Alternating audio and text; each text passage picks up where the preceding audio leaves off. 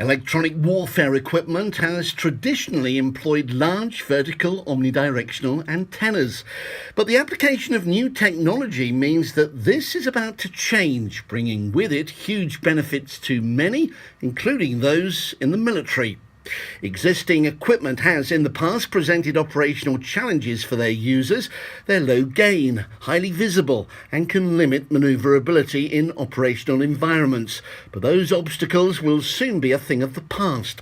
This new body-worn antenna system, developed by DSTL, overcomes these limitations and increases performance. Gordon Scott is from Ploughshare Innovations. They're the commercialisation arm of Defence Science and Technology Laboratory, based at Porton Down, Wiltshire. Okay, well this is the body-worn antenna. You can see a couple of elements on the front here, a couple of aerials on the front. There's also exactly the same thing on the back, two elements on the back, and they're connected to the Bergen or the rucksack for the soldier. These replace the stick aerial. Well, the aerial might be up like this normally.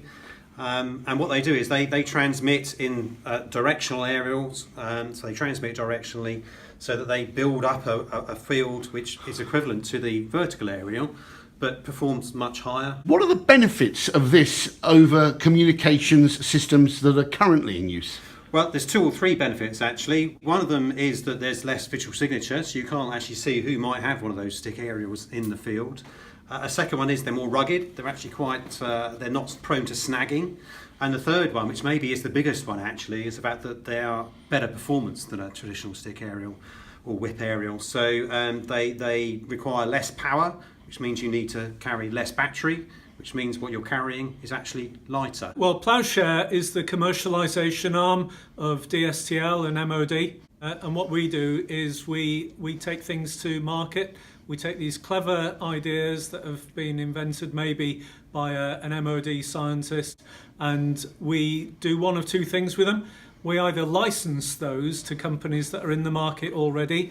They take on the invention, they develop it, and then they supply it to the front line.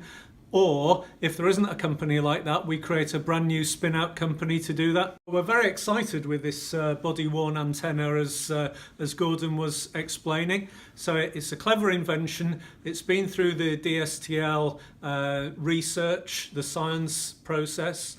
And the stage that we're at now is we're taking this to market. We're trying to find the ideal company to license that to, who can then develop it, productise it, and actually get it into the front line. For Forces Radio BFBS, I'm Chris Sturgis at Porton Down in Wiltshire.